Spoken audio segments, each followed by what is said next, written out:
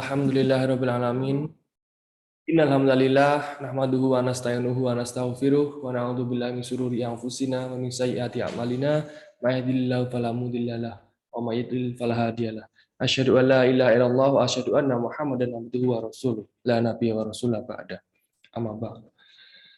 Alhamdulillah, puji syukur marilah senantiasa kita curahkan, kita aturkan kepada Allah Subhanahu wa taala, di mana pada kesempatan malam hari ini kita masih diberikan begitu banyak nikmat yang sangat besar yang selalu Allah berikan kepada kita.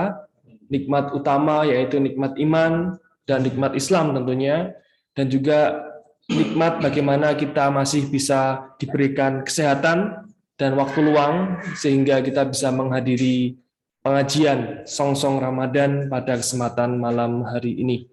Sholawat serta salam tak lupa senantiasa kita aturkan kepada junjungan kita Nabi besar Nabi Muhammad Sallallahu Alaihi Wasallam.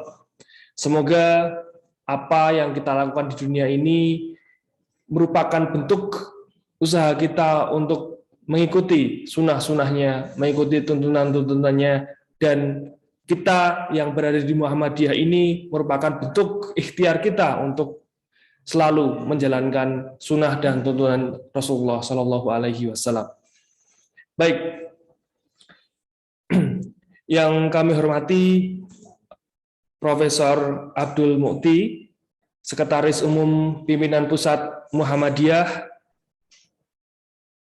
Terima kasih kami sampaikan karena telah meluangkan waktunya untuk bisa hadir dalam kesempatan pengajian pada malam hari ini. Tentunya kami yakin begitu banyak kesibukan yang Pak Abdul Mukti miliki dan berkenan untuk bersama-sama mungkin menyapa atau berbagi ilmu atau juga berdiskusi dengan kami di Kabupaten Bantul.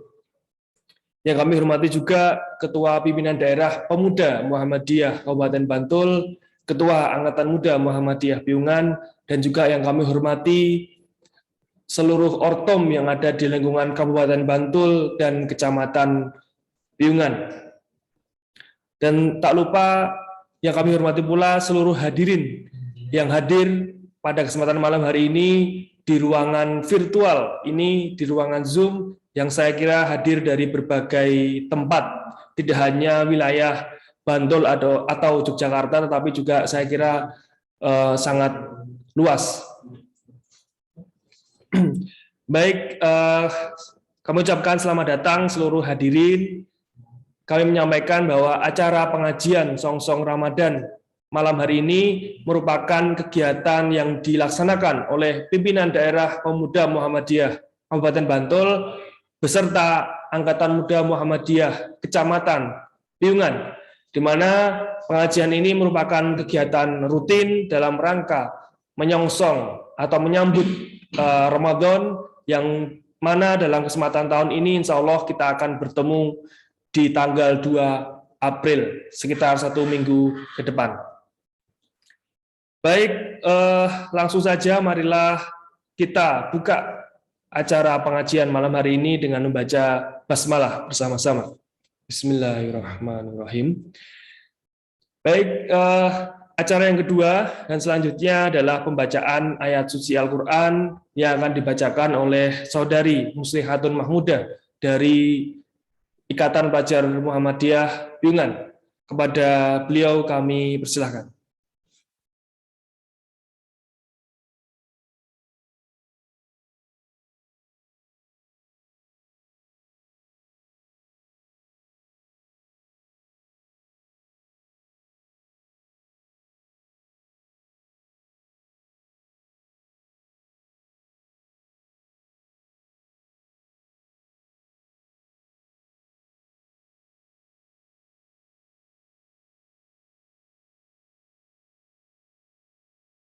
Assalamualaikum warahmatullahi wabarakatuh.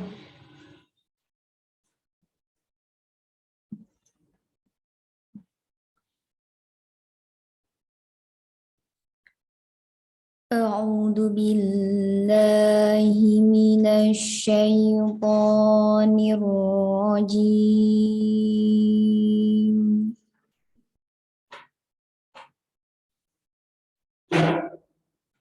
Bismillahirrahmanirrahim.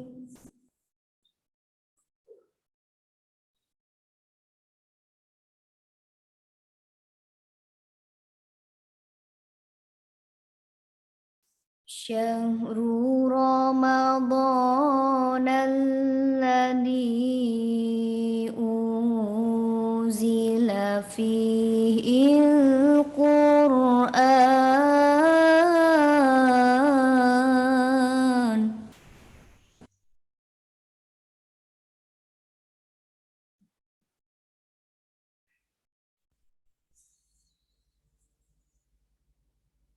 hudan linnasi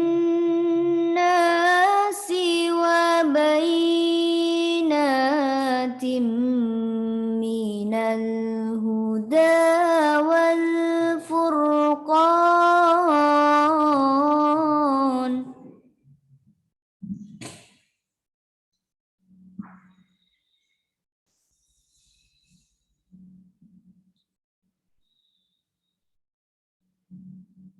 فمن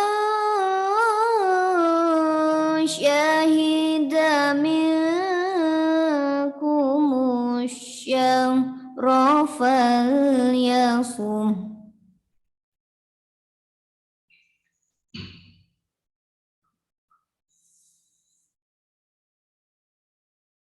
ومن كان مريضا أو على سفر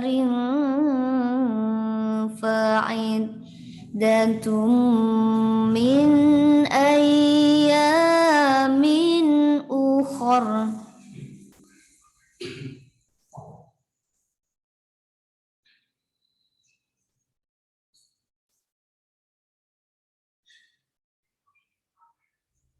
يريد الله بكم اليسر ولا يريد بكم العسر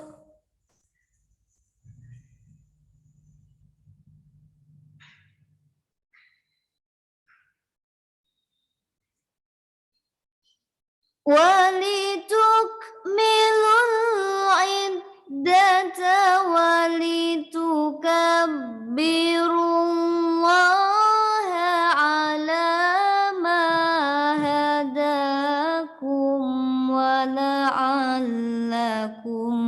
تشكرون.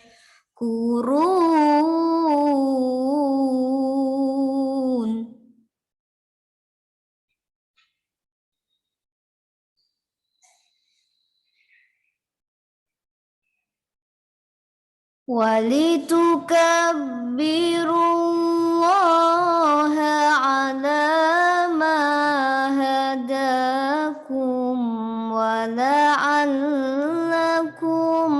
تشكرون.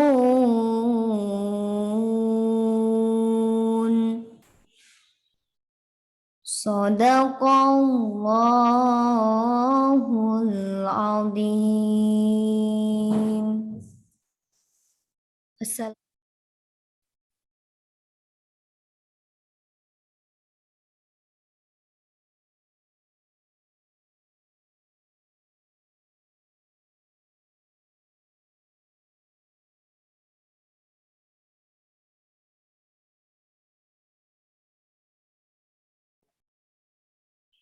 Baik, terima kasih kami sampaikan kepada saudari Muslihatun Mahmudah yang telah membacakan ayat suci Al-Quran. Semoga pembacaan ayat suci Al-Quran tersebut selalu menjadi penenang buat kita semua. Baik, menginjak acara selanjutnya yaitu sambutan yang pertama adalah sambutan dari Ketua Angkatan Muda Muhammadiyah Bingan kepada Saudara Miftah Farid. Kami persilahkan.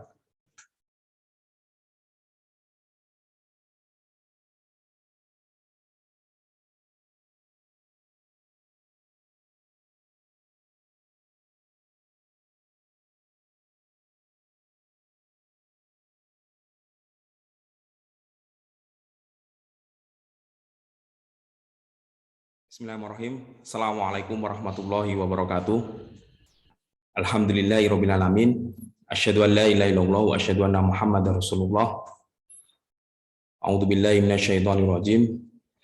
Ya ayyuhalladzina amanu in tansurullaha yansurkum wa yusabbit aqdamakum. Rabbi sholli sadri wa yassir li amri wahlul 'uqdatam min lisani yafqahu qawli. Amma ba'd. Yang terhormat Ayahanda Profesor Dr. Abdul Mukti, Sekretaris Umum Pimpinan Pusat Muhammadiyah, yang kami hormati Kakanda Pimpinan Daerah Pemuda Muhammadiyah Bantul, Kang Yahya Hanafi, yang kami hormati Bapak Pimpinan Cabang Muhammadiyah Piungan, Bapak Haji Damanhuri, yang kami hormati Ibunda Haja Suwarni, Ketua Cabang Pimpinan Aisyah Piungan, yang kami hormati teman-teman dari Ortom, Ikatan Pelajar Muhammadiyah, Nasyatul Aisyah, Pemuda Muhammadiyah, Kokam, dan pimpinan ranting di Kecamatan Piungan, dan jamaah sekalian, jamaah Zoom yang berbahagia. Alhamdulillah, puji syukur kepada Allah Subhanahu wa Ta'ala yang tidak hentinya, sehingga pada kesempatan malam hari ini yang berbahagia ini, sebentar lagi memasuki bulan suci Ramadan, kurang dari seminggu lagi kita masih diberikan kekuatan, kesehatan, dan insya Allah diberi iman, ihsan, dan kekuatan selamanya. Amin. Shalawat dan salam tetap selalu tercurah kepada Nabiullah Muhammad Shallallahu Alaihi Wasallam yang telah menuntun kita ke jalan dari Allah Subhanahu Wa Taala. Amin. Bapak-bapak, ibu-ibu, dan teman-teman yang berbahagia, alhamdulillah, amin. Pada kesempatan malam hari ini, di malam Sabtu, di tanggal 22 Syakban 1443 Hijriah, kita masih diringankan tubuh kita untuk menghadiri kajian Songsong Ramadan yang diadakan AMM Piungan bersama dengan pimpinan daerah Pemuda Muhammadiyah Bantul. Alhamdulillah. Dan terima kasih atas kehadiran Bapak, Ibu, dan teman-teman sekalian untuk mengikuti kajian Zoom yang disediakan AMM Piungan selama ini. Dan juga terima kasih sekali kepada Ayahanda Profesor Dr. Abdul Mukti yang telah meluangkan waktunya, yang alhamdulillah sudah yang kedua kalinya untuk bersilaturahim walaupun lewat Zoom, untuk bagaimana nanti memotivasi, memberikan saran usul untuk kemajuan dari AMM Piungan dan pimpinan daerah Pemuda Muhammadiyah Bantul dan untuk kemajuan bangsa Indonesia ini. Alhamdulillah, amin. Bapak, Ibu-ibu, dan teman-teman sekalian, rangkaian dari Panitia Cahaya Ramadan AMM Piungan adalah sudah berlangsung selama 12 tahun ini. Tahun kemarin, karena kondisi masih pandemi, full diadakan secara online. Untuk tahun ini, insya Allah, banyak sekali kegiatan yang diadakan teman-teman sekalian, walaupun dalam kondisi masih pandemi, kita tetap harus menjaga protokol kesehatan. Yang diantaranya malam ini kita ajakan pengajian pra-Ramadan, besok akad juga ada temu santri dari teman-teman ranting, juga ada lomba video kultum dan lomba reel dari Instagram, juga ada bagi-bagi takjil, juga ada yaitu kita menjualkan beras putra surya, dan juga ada kajian iktikaf. Alhamdulillah, kajian iktikaf ini sudah berlangsung selama 12 tahun. Ya, dalam kondisi pandemi 2 tahun ini secara online, dan untuk tahun ini kita blended 5 kali online dan 5 kali offline di masjid-masjid Wakaf Muhammadiyah Piungan. Kami mohon doa Bapak Ibu sekalian untuk mensupport kegiatan dakwah Angkatan Muda Muhammadiyah Piungan. Silakan berdonasi di yang sudah diiklankan tadi di Zoom di awal dari teman-teman sekalian di bawah ini. Dan selanjutnya, saya berharap pada teman-teman AMM Piungan, walaupun sangat luar biasa, walaupun kondisi pandemi tetap kreatif sekali dalam hal berdakwah. Alhamdulillah, setiap minggu teman-teman ranting juga adakan kajian, dan sudah secara offline juga. Dan juga setiap bulan kita mengadakan pengajian Zoom dengan menghadirkan pemateri-pemateri skala nasional, bahkan insya Allah internasional.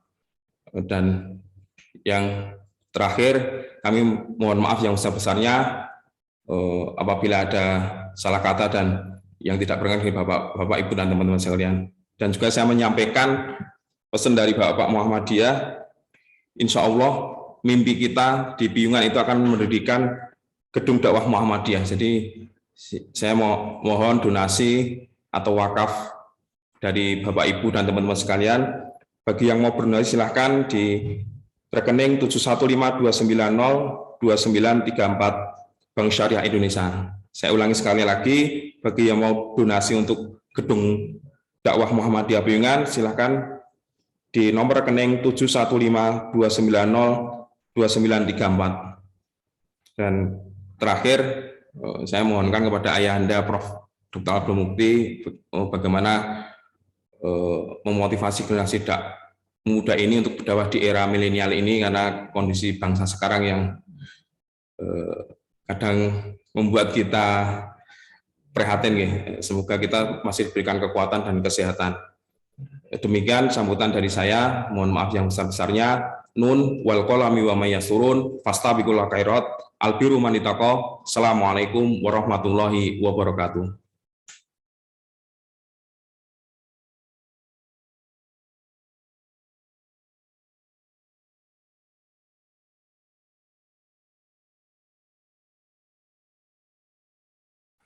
Baik, menginjak acara selanjutnya masih sambutan yang kedua, yaitu sambutan dari Ketua Pimpinan Daerah Pemuda Muhammadiyah Kabupaten Bantul kepada Saudara Yahya Hanafi.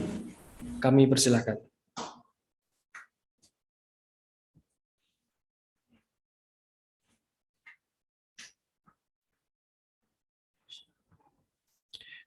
Masih mute, Mas Yahya.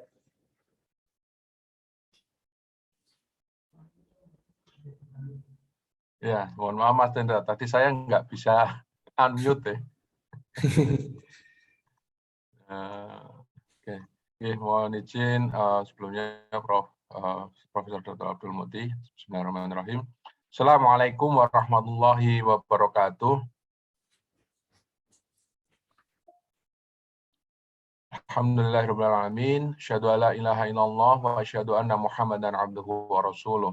Yang terhormat Ayahanda Profesor Dr. Abdul Mukti, MED, ya Sekretaris Umum Pimpinan Pusat Muhammadiyah, yang kami hormati Ayahanda dan Ibunda, Ketua Pimpinan Cabang Muhammadiyah Piungan, Ketua Pimpinan Cabang Aisyah Piungan, yang kami hormati juga teman-teman PCPM Kokam se-Kabupaten Bantul, dan tentu yang kami banggakan teman-teman Angkatan Muda Muhammadiyah Kecamatan Piungan, serta jamaah pengajian, jamaah Zumiyah pengajian pra Ramadan 1433 Hijriah ini. Sebelumnya tentu syukur alhamdulillah pada malam hari ini kita masih diberikan paling tidak nikmat kesehatan dan juga kesempatan untuk bisa hadir secara daring dalam acara pengajian pra Ramadan malam hari ini. Dan teriring doa semoga untuk Bapak Ibu, mungkin teman-teman juga yang sedang tidak fit, sedang tidak enak badan, juga semoga lekas diberikan kesembuhan. Dan tentu untuk tering doa untuk Profesor Dr. Abdul Mukti, semoga juga senantiasa diberikan kesehatan serta kebahagiaan. Sebelumnya, perkenankanlah kami mewakili dari teman-teman pimpinan daerah Pemuda Muhammadiyah Kabupaten Bantul, pertama mengucapkan terima kasih yang sebesar-besarnya kepada Ayahanda kita, Profesor Dr. Abdul Mukti, Sekretaris Umum Pimpinan Pusat Muhammadiyah yang telah berkenan dan juga bersedia untuk kembali berjumpa, kembali bersilaturahim dengan teman-teman Piungan yang tadi disebutkan sudah yang kedua. Nah, sekali lagi ini kesempatan yang luar biasa bagi kami semuanya, Prof. Jadi sekali lagi kami mengaturkan terima kasih. Yang kedua tentu kami juga mengucapkan terima kasih kepada teman-teman AMM Piungan Dalam hal ini kita istilahnya berkolaborasi, dan untuk teknis dan lain-lainnya memang teman-teman AM Piungan, sehingga sekali lagi kami memberikan apresiasi dan juga ucapan terima kasih kepada teman-teman AM Piungan yang telah menyiapkan dan serta memfasilitasi acara pada malam hari ini. Bapak Ibu hadirin yang kami hormati, izinkan pada kesempatan malam hari ini kami menyampaikan beberapa hal. Yang pertama, tentu ini adalah Ramadan ketiga, di tahun ketiga di pandemi COVID-19 ini. Artinya bagi kita sudah menjadi terbiasa. Gitu. Tetapi tentu melihat kondisi saat ini, semoga Ramadan kali ini kita bisa melaksanakannya dalam artian ya semua ibadah-ibadahnya dan kegiatan-kegiatan yang lain itu dalam suasana yang jauh lebih kondusif. Dan melihat dari perkembangan juga, dan juga melihat kemarin ada pengumuman yang sudah disampaikan oleh Presiden kita, bahwa memberikan beberapa kelonggaran, sehingga tentu harapan kita bersama kondisi ini sekali lagi terus kondusif, sehingga memang kita bisa nanti menjalankan ibadah puasa Ramadan sampai juga Hari Raya Idul Fitri, itu dengan suasana yang sudah berbeda, artinya masih di suasana pandemi, akan tetapi sudah jauh lebih longgar dan tentu harapannya akan terus kondusif. Tentu bagi kita juga harus tetap senantiasa menaati protokol kesehatan yang ada. Prof. Abdul Mukti yang kami hormati dan Bapak Ibu serta teman-teman semuanya jamaah pada kajian malam hari ini, izinkan pada kesempatan ini kami istilahnya ingin menumpang untuk istilahnya apa ya, mungkin soft launching. Izinkan kami menyampaikan Prof. Abdul Mukti, jadi kami di Pimpinan Daerah Pemuda Muhammadiyah Kabupaten Bantul ini, untuk tahun ini Alhamdulillah sudah tahun yang ketiga kami menerbitkan buku yang kita berikan nama Antologi Kultum Ramadan.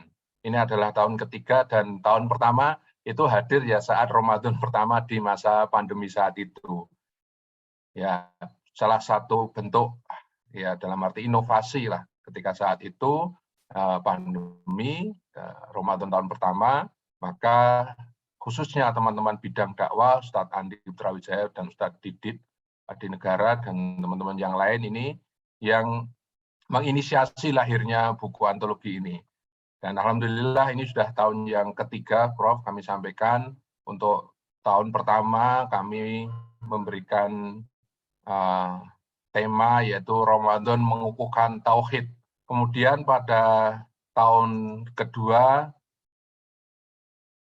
yaitu tema yang kita berikan terus berdakwah walaupun datang musibah. Kemudian yang ketiga yang tahun ini, insya Allah malam hari ini kita istilahnya numpang untuk soft launching, dan nanti insya Allah ini kami akan kirimkan nih, mohon izin Prof, kami kirimkan baik entah soft file-nya, tetapi paling enggak hard file-nya akan kami kirimkan ke Profesor Abdul Mukti.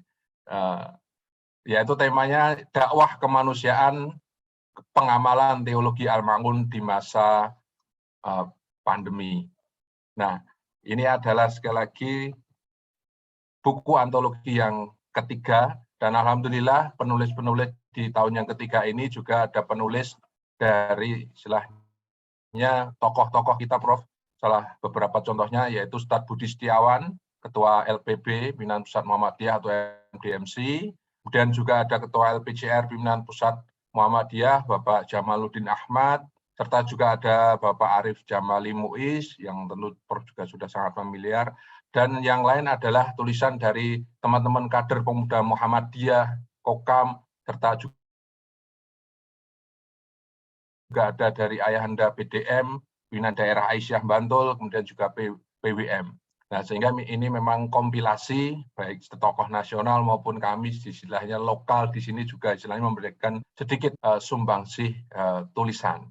Dan tema yang diangkat ini tentu memang sangat relevan sekali, yaitu kaitannya dengan tadi, yaitu kondisi saat ini. Harapannya melalui tema ini bisa menjadikan momentum untuk membunyikan kembali teologi Al-Ma'un yang dulu juga sudah disampaikan oleh Kiai Haji Ahmad Dahlan.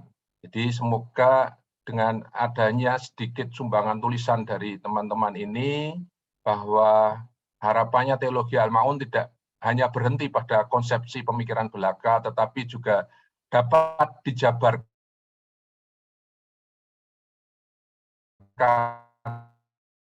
dalam realisasi amal sosial di kondisi yang ada pada saat ini. Dan dengan mohon izin kepada Prof. Abdul Mukti serta Bapak Ibu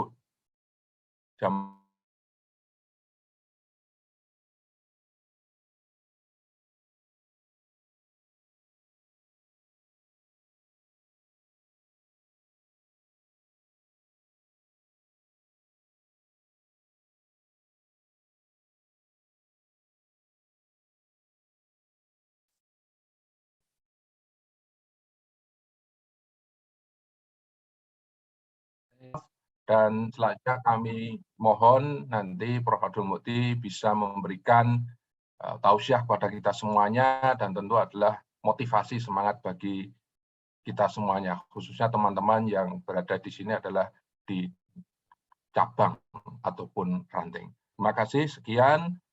Fastabil khairat. Wassalamualaikum warahmatullahi wabarakatuh.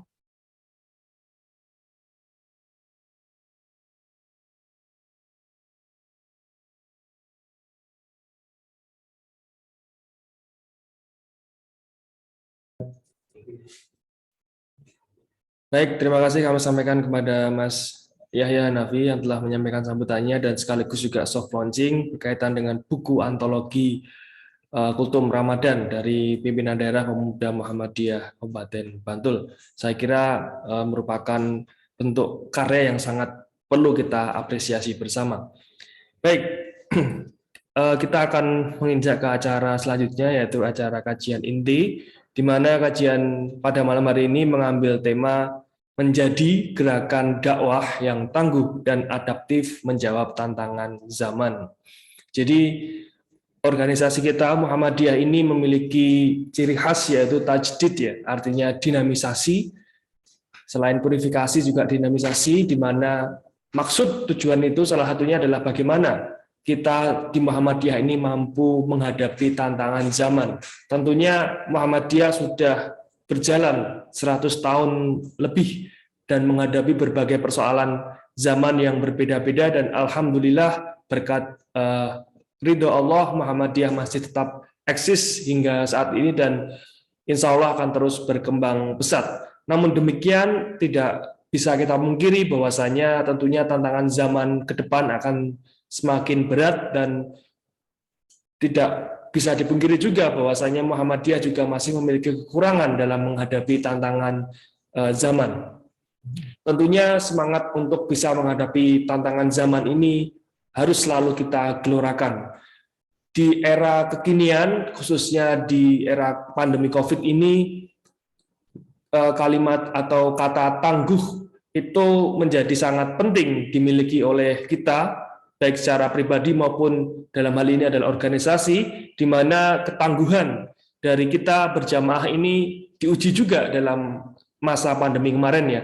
Kita barangkali cukup kesusahan untuk mengadakan kegiatan bersama atau menciptakan program-program baru, tetapi faktanya alhamdulillah saya kira seluruh kader Muhammadiyah juga tetap berjuang untuk tetap dapat berdakwah dalam kondisi yang serba keterbatasan, artinya ada ketangguhan dan selalu adaptif terhadap perkembangan zaman. Tentunya bahasan ini nantinya akan dibahas lebih mendalam oleh Profesor Dr. Abdul Mukti. Maka dari itu, mari kita bersama-sama masuk kepada kajian inti pada malam hari ini yang akan disampaikan oleh Profesor Dr. Abdul Mukti. Maka dari itu, waktu dan layar kami persilahkan.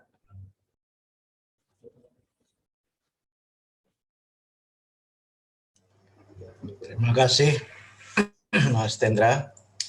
Assalamualaikum warahmatullahi wabarakatuh.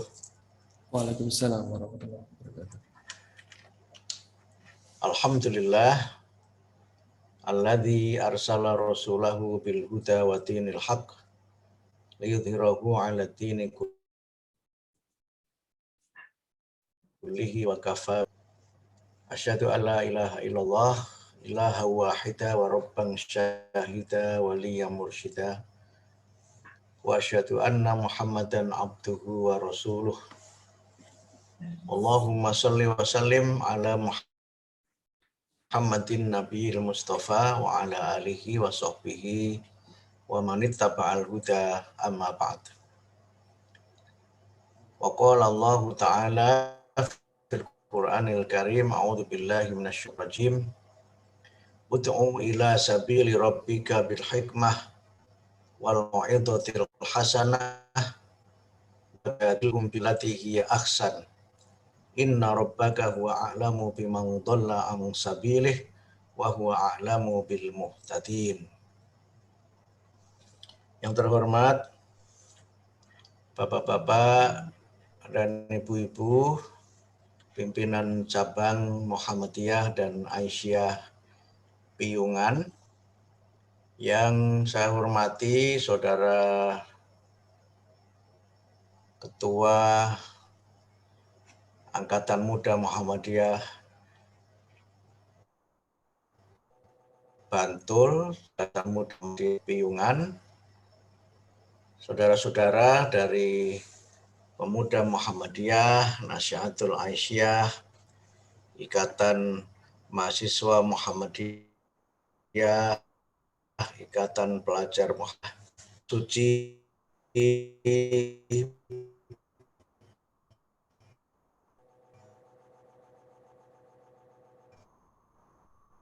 Muhammadiyah DM Bantul dan wabil khusus PCM Piyungan, dan singkatnya seluruh hadirin wal hadirat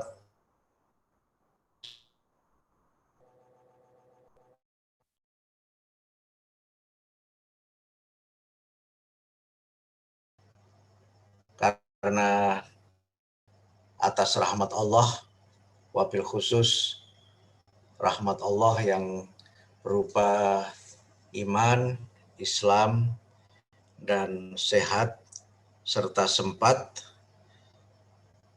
pada malam hari ini kita dapat bersilaturahim bersama-sama di pengajian pra-Ramadan yang diselenggarakan oleh AMM Piyungan.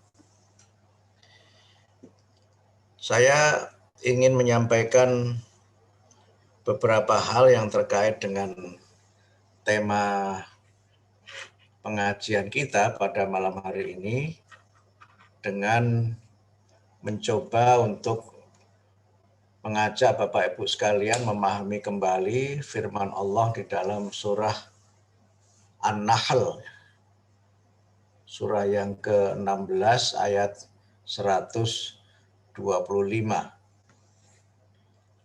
Di dalam ayat tersebut Allah berfirman, ud'u ila sabili rabbika bil hikmah wal mau'izatil hasanah wajadilhum billati hiya ahsan.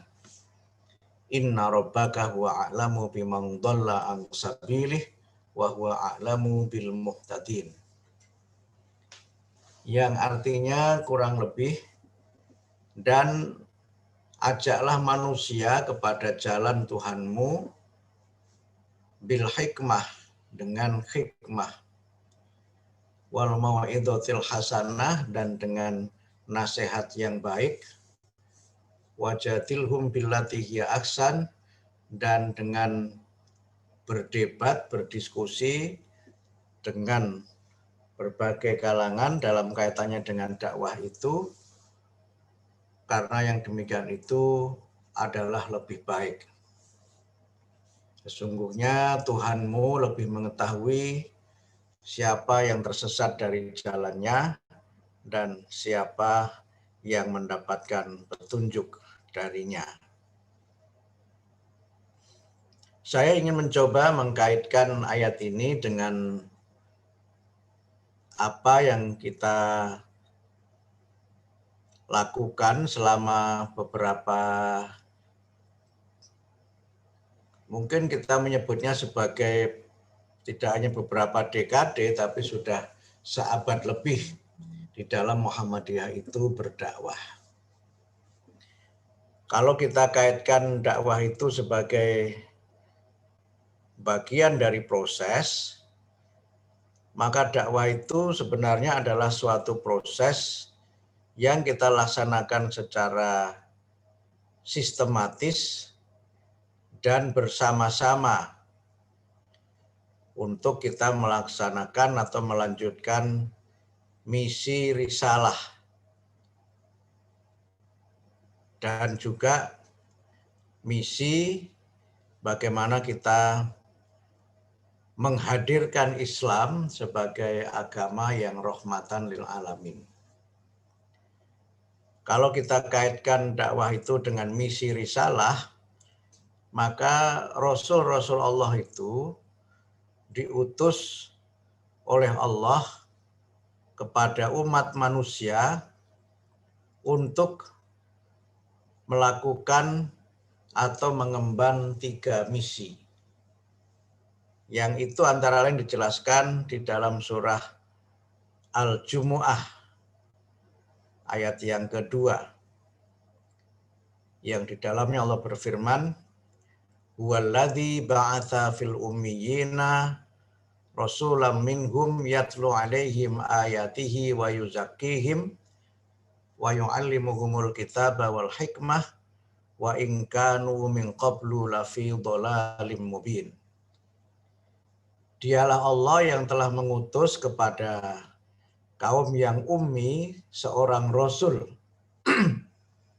yang dia membacakan ayat-ayatnya, yatlu alaihim ayatihi wa yuzakkihim, dan membersihkan jiwa mereka, wa yu'allimuhumul kitaba wal hikmah, dan mengajarkan kepada mereka Alkitab dan hikmah, wa in kanu min qablu lafi dhalalim mubin, dan sesungguhnya sebelum Allah mengutus rasulnya itu manusia berada pada kesesatan yang nyata. Nah, kalau kita pahami dari ayat ini, maka ada 3 misi yang diemban oleh para rasul, yang itu juga menjadi bagian dari tugas kita bersama-sama di dalam kita itu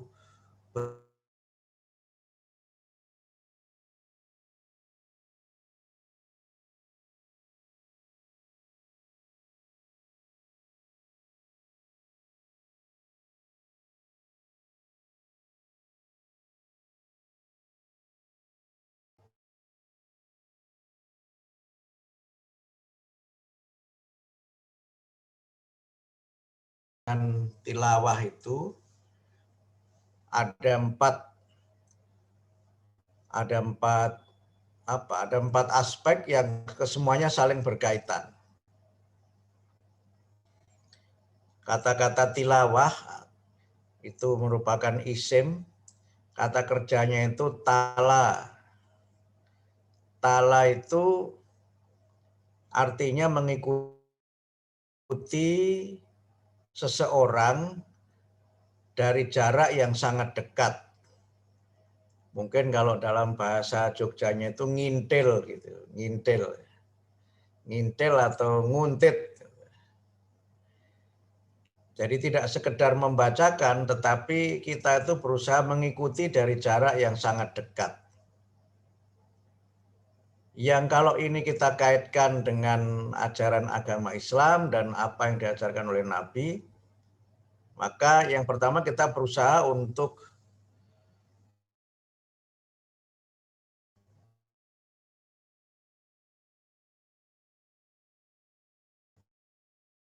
memahami ajaran Allah itu untuk diri kita sendiri, Dan yang kedua, kita mendakwahkan ajaran agama Islam itu kepada masyarakat secara keseluruhan.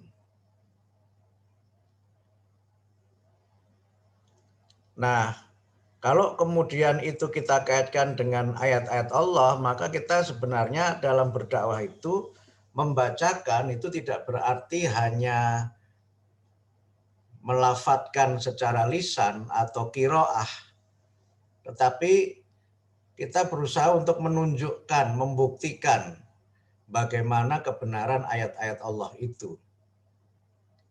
Kita berusaha untuk menunjukkan bagaimana keluhuran ajaran Islam menjadi sesuatu yang observable, sesuatu yang bisa diamati dan dilihat secara nyata. Nah, karena itu maka dalam pengertian yang pertama ini, dakwah tidak berarti selalu qaulan, tidak selalu berarti ceramah atau pidato-pidato seperti yang kita lakukan malam ini, tetapi bisa juga berarti memberikan keteladanan, memberikan contoh, dan memberikan pembuktian bahwa Islam itu adalah agama yang benar, bahwa umat Islam hidup ya dan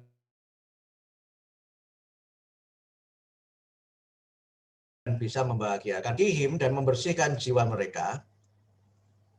Membersihkan di sini menurut saya pengertiannya ada dua. Yang pertama, membersihkan manusia secara akidah.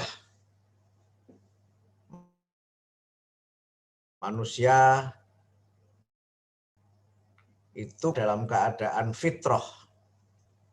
Tetapi di dalam perkembangannya, manusia yang lahir suci, bersih, fitrah itu bisa saja berubah secara akidah itu menjadi mereka yang beragama di luar agama fitrah.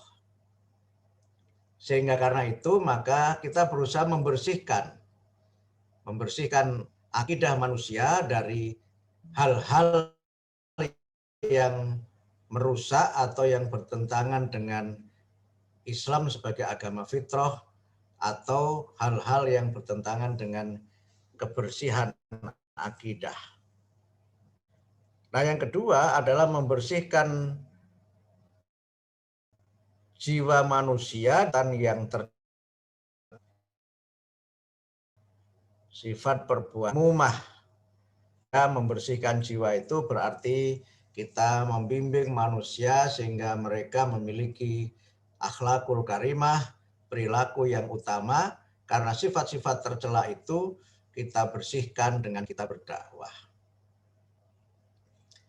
Dan kemudian yang ketiga adalah wa yu'allimuhumul kitaba wal hikmah. Kita mengajarkan kepada mereka Alkitab dan Al-Hikmah. Sebagian ada menafsirkan Alkitab itu adalah Al-Quran dan Al-Hikmah itu adalah As-Sunnah. Jadi kita mengajarkan kepada mereka supaya menjadi manusia yang memahami kitab Allah, Al-Quran, dan juga memahami sunnah Nabi. Itu kemudian mereka berada pada jalan yang benar dan betul Allah dan selamat dalam mereka. Karena itu maka kalau kita membaca surat Al-Fatihah, kita itu kan senantiasa berdoa memohon kepada Allah supaya ditunjukkan jalan yang lurus. Nah, kalau kemudian kita kaitkan dengan An-Nahl 125 tadi, maka bagaimana kita melaksanakan tugas dan fungsi risalah di dalam berdakwah itu? Yang pertama adalah bil hikmah, dengan cara hikmah. Hikmah itu diambil dari kata hakama. Yang dari kata hikmah itu sering diterjemahkan dengan pengertiannya sebagai bijaksana. Sehingga dakwah bil hikmah juga sering diartikan dengan dakwah bil hal. Dakwah yang sesuai dengan situasi dan kondisi situasi, menyangkut waktu, menyangkut tempat, gitu, dan menyangkut siapa. Mungkin kalau saya singkat bisa disebut dengan zaman, makan, waman. Gitu. Zaman itu waktu, makan itu tempat, man itu siapa. Nah yang kedua bisa berarti bil hikmah itu bil ilmi, dengan ilmu. Karena itu kalau kita membaca Al-Quran, misalnya kalau kita baca surah Luqman itu, walaqad ataina Luqman al-hikmah, dan Allah telah memberikan kepada Luqman itu al-hikmah.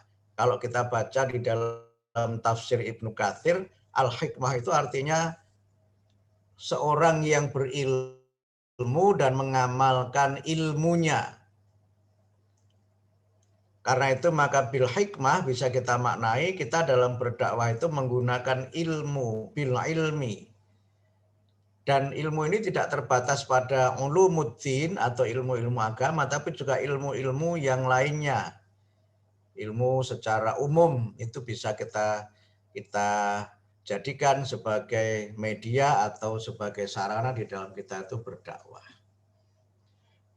Kemudian yang ketiga, bil hikmah itu artinya bil hukmi, dengan hukum. Karena itu kalau saya kaitkan dengan wa yu'allimuhumul kitab wal hikmah, di dalam Alkitab, di dalam Al-Quran itu kan terdapat ketentuan-ketentuan hukum. Berdakwah dengan menggunakan pendekatan struktural, kalau saya pinjam istilahnya Pak Kunto Wijoyo itu, di mana kita berusaha berdakwah dengan mempengaruhi berbagai kebijakan atau berdakwah melalui berbagai produk legislasi. Baik legislasi itu berupa undang-undang, peraturan, dan berbagai regulasi serta legislasi yang lainnya. Nah, bil hikmah juga bisa berarti bisyasah, dengan politik, strategi politik.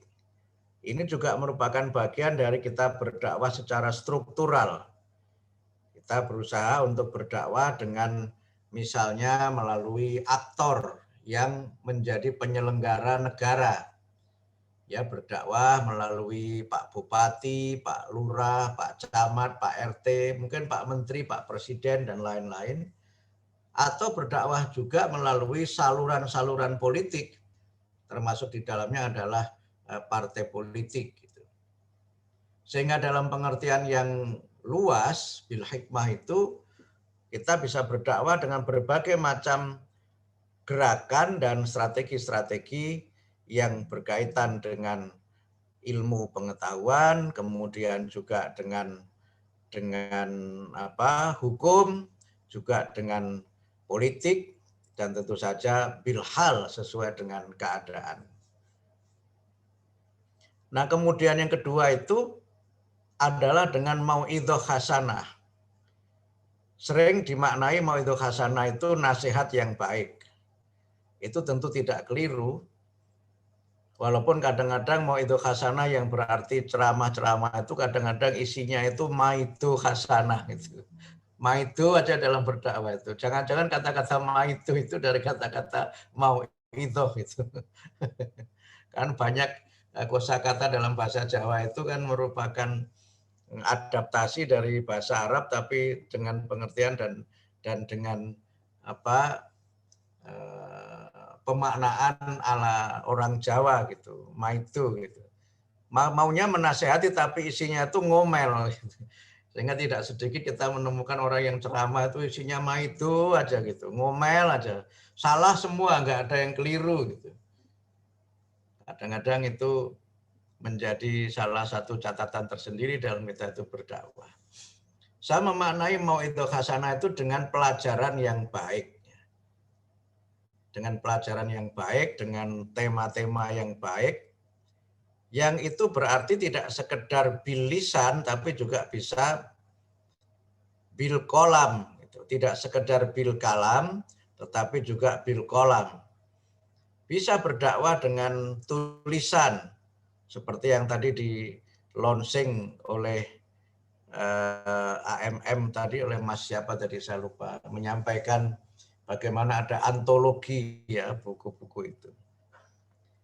Kemudian bermujadalah, wajadilhum billati hiya ahsan, bermujadilah, berdebat.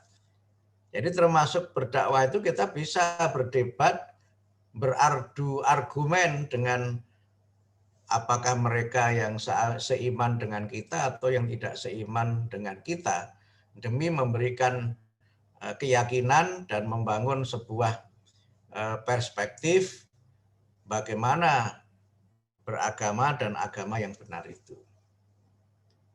Nah, kata-kata billati hiya ahsan, ada menerjemahkan billati itu merujuk kepada mujadilah atau berdebat.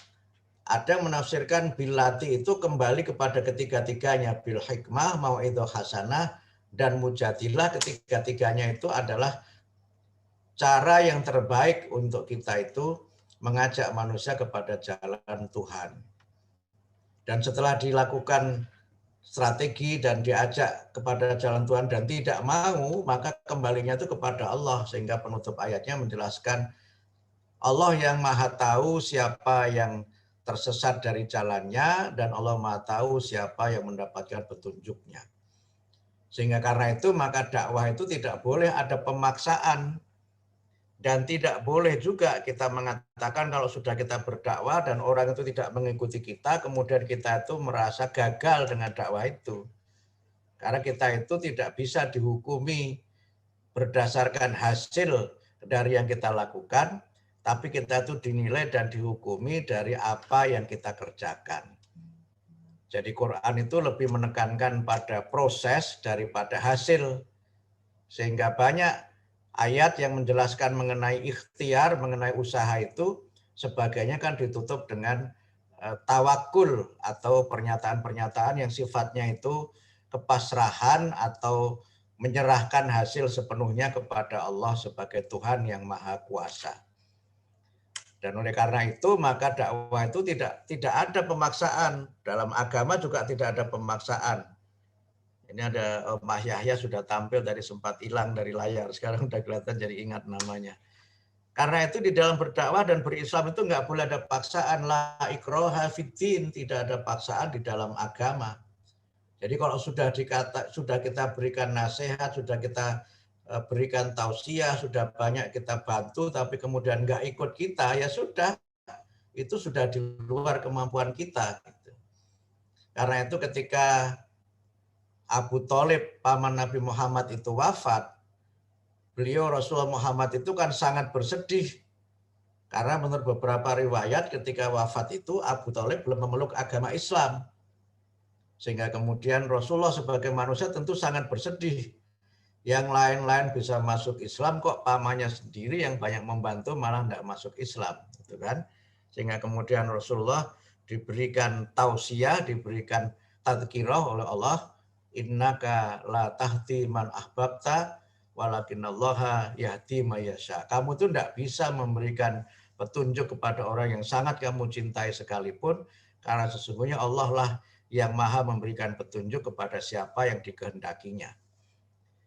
Karena itulah maka dakwah di depan tadi saya jelaskan sebagai ikhtiar kita untuk menghadirkan Islam sebagai agama yang rahmatan lil alamin. Yang itu bisa kita maknai dari ketika kita memulai setiap aktivitas, selalu kita membaca bismillah. Ya, kullu amrin dibalin la yubda'u bi bismillahi fahuwa aqta. Dalam hadis yang lain disebutkan kullu amrin dibalin la yubda'u bi bismillahi fahuwa abtar. Kalau ada sesuatu yang tidak dimulai dengan bismillah, maka sesuatu itu menjadi terputus atau menjadi sia-sia. Sehingga karena itu bismillah itu mengandung dua makna. Pertama, kita niatkan segala sesuatu karena Allah. Yang kedua, ketika kita itu berdakwah dan melaksanakan kegiatan apapun, itu harus kita hadirkan dua sifat Allah, yaitu sifat Allah yang Maha Rahman dan Maha Rahim. Sehingga karena itu dakwah itu tidak boleh menjadikan orang itu menjadi ketakutan, menjadikan orang itu menjadi sempit dan pesimis dengan kehidupannya. Walaupun tidak berarti kalau kita berdakwah itu tidak menyampaikan sesuatu secara benar dan tidak menyampaikan kebenaran itu sebagaimana mestinya. Karena dalam berdakwah itu juga kita memberikan kabar gembira, basyiro, kabar gembira, dan nadhiro, memberikan peringatan. Tapi tentu cara kita memberikan peringatan adalah peringatan yang membuat manusia itu menyadari dirinya dan kemudian berubah karena kesadarannya itu. Nah, kalau kemudian kita kaitkan itu dengan bagaimana kita berdakwah yang adaptif dan tangguh itu, maka tentu kita berdakwah dengan melihat masyarakat yang berubah. Berdakwah itu kalau kira-kira saya buat analogi dengan orang itu berdagang, maka kita seperti menawarkan produk. Seperti orang beriklan. Kalau dalam teori marketing, iklan itu sangat menentukan apakah seorang itu mau membeli suatu produk itu atau tidak. Tapi dalam iklan itu tidak ada misalnya pemaksaan untuk orang membeli satu produk.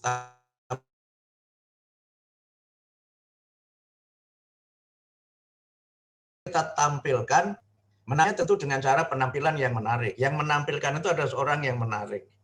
Kemudian caranya juga menarik. Dan kemudian kalau kita perhatikan itu, apalagi kalau iklan itu di media elektronik ya, seperti di TV dan di radio, itu kan singkat, tidak ada yang lama gitu. Iklan itu hanya 30 detik itu. Dan 30 detik itu bayarnya sudah berjuta-juta, tapi untuk 30 detik itu kadang-kadang kalau dia berupa video itu syutingnya bisa berkali-kali untuk mendapatkan tampilan yang terbaik.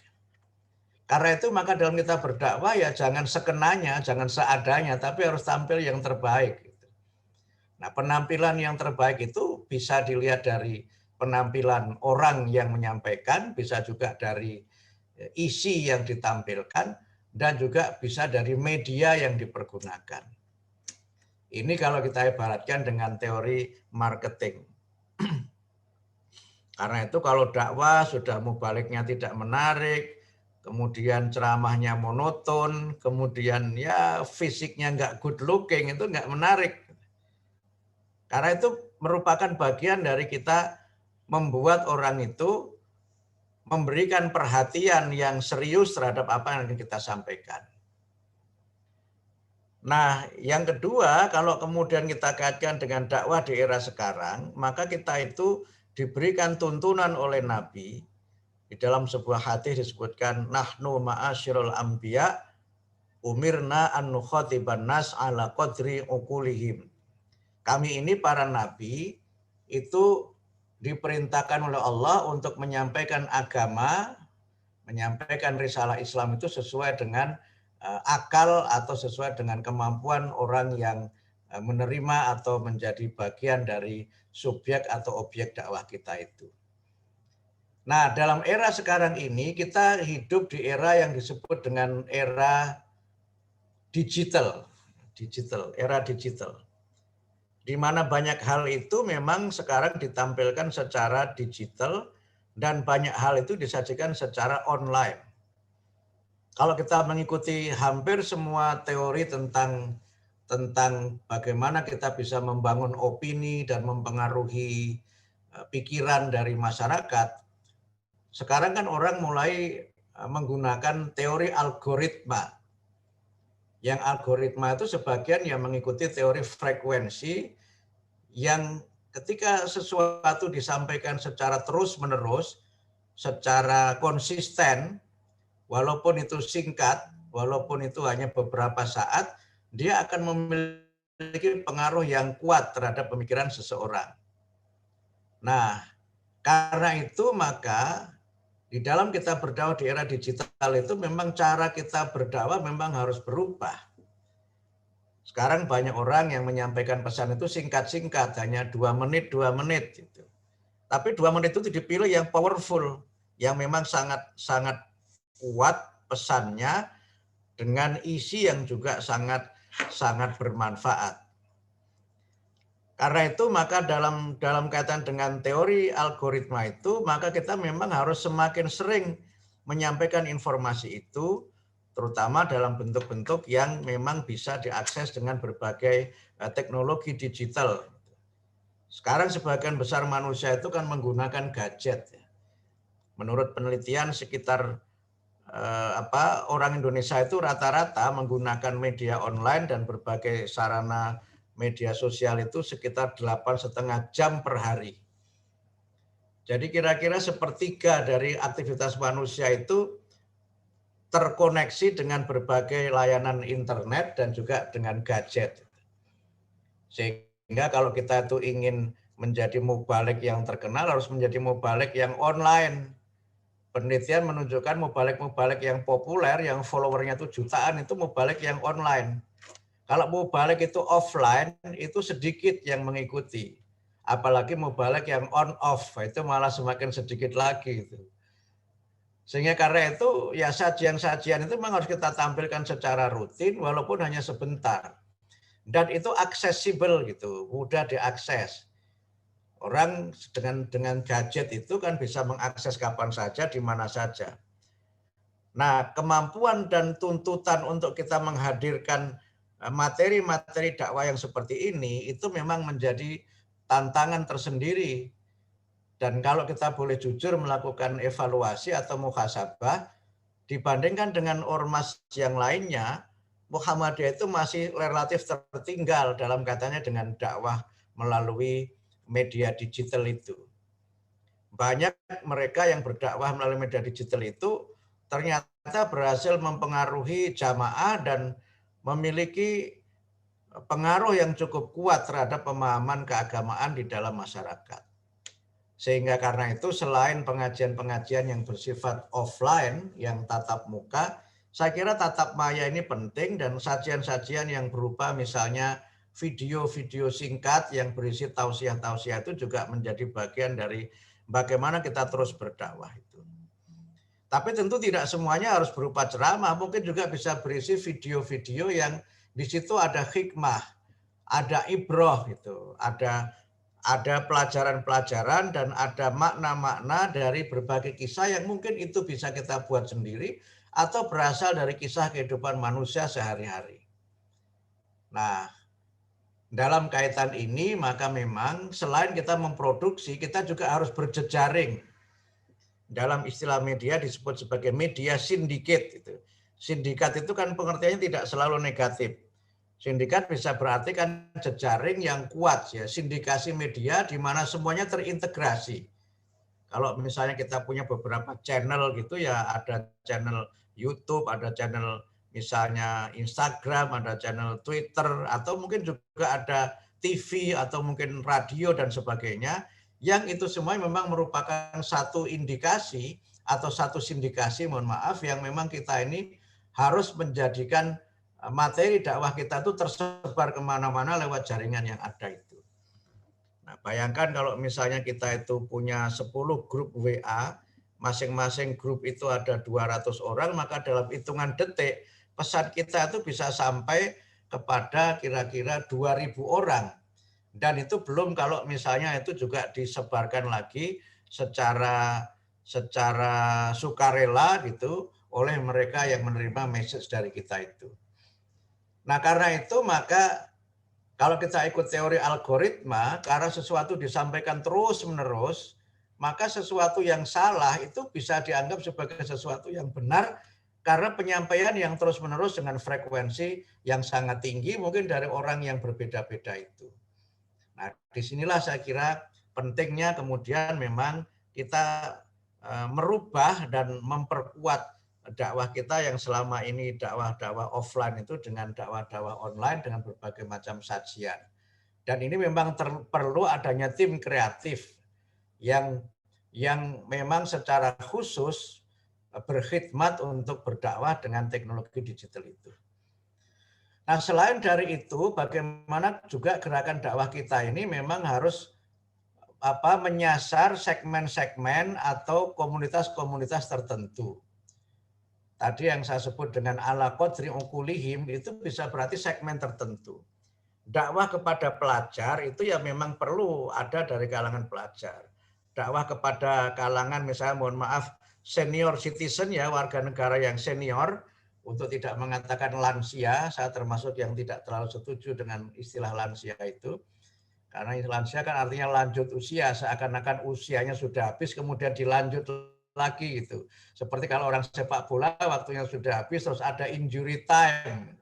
Nah, tidak begitu, saya cenderung pada istilah senior citizen atau warga negara senior, karena banyak yang sudah berusia di atas 70 itu masih energik, masih gesit dan masih sangat aktif, tapi ada yang usianya 17 gayanya sudah lemes, kemudian tidak banyak ide, mudah menyerah dan sebagainya. Nah, sekarang kan kita, kalau saya kutip istilahnya Renal Kasali, kan banyak namanya generasi strawberry. Generasi strawberry itu generasi yang seperti strawberry itu, ya, melempem, mudah layu, kemudian ya segala sesuatu yang itu menunjukkan tidak adanya sikap dan mentalitas yang tough atau yang kokoh itu. Nah, kemudian dakwah kepada petani juga beda, dakwah kepada buruh juga beda, dakwah kepada kalangan profesor juga beda gitu. Yang itu semuanya meniscayakan adanya segmentasi di dalam kita berdakwah. Dan itu berarti untuk kita bisa berdakwah lebih tangguh, memang kita juga perlu menurut saya memiliki mubalek atau dai-dai yang memang punya spesialisasi dengan segmentasi tertentu. Jadi jangan sampai kemudian seorang dai itu menjadi begitu kelelahan karena dia harus berdakwah di mana-mana dan kadang-kadang dia menjadi ustadz MP3. Ustadz MP3 itu adalah ustadz yang materinya banyak, tetapi itu saja seperti MP3, nggak ada yang baru, nggak ada pengembangan itu. Nah, kita karena apa? Ya karena terlalu seringnya ceramah dan di mana-mana ceramahnya itu saja. Nah, tetapi sekali lagi dakwah itu tidak selalu ceramah. Dakwah juga bisa berarti pendampingan atau konsultasi yang kita berikan kepada masyarakat yang memerlukan pencerahan dari kita atau pendampingan dari kita. Misalnya beberapa waktu yang lalu kan ada sebuah berita yang menghebohkan ketika ada seorang ibu yang berusaha membunuh 3 orang anak ya. Yang seorang memang sudah akhirnya meninggal dunia dan 2 lagi itu mengalami luka yang sangat serius. Yang kadang-kadang itu mereka lepas dari perhatian kita. Itu karena dakwah kita ini kadang-kadang cenderung untuk dakwah generalis, tidak dakwah yang spesialis. Nggak ada pendampingan dan kemudian juga kita selalu kadang-kadang di dalam berdakwah itu menganggap semua orang itu dalam keadaan baik-baik saja. Nah, disinilah menurut saya dakwah yang bersifat segmentatif atau bersifat spesifik kepada kelompok tertentu, itu menurut saya memang harus menjadi perhatian dari dakwah kita di masa sekarang dan di masa yang akan datang. Kita perlu punya mereka-mereka yang berdakwah lewat misalnya teknologi pertanian, itu kan bisa menjadi sarana berdakwah. Atau misalnya pada saat kita mengalami krisis energi, kita bisa berdakwah dengan alternatif energi yang bisa menjadi solusi bagi masyarakat yang mengalami kesulitan dengan kemampuan membeli berbagai macam kebutuhan energi misalnya.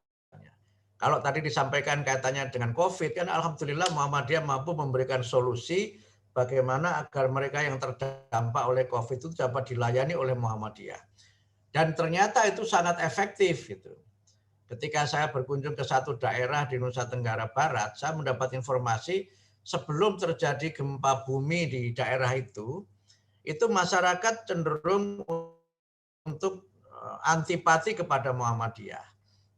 Bahkan tidak sekedar antipati, sebagian mereka itu ada yang membenci Muhammadiyah. Semuanya karena mereka punya opini-opini atau persepsi yang keliru tentang Muhammadiyah.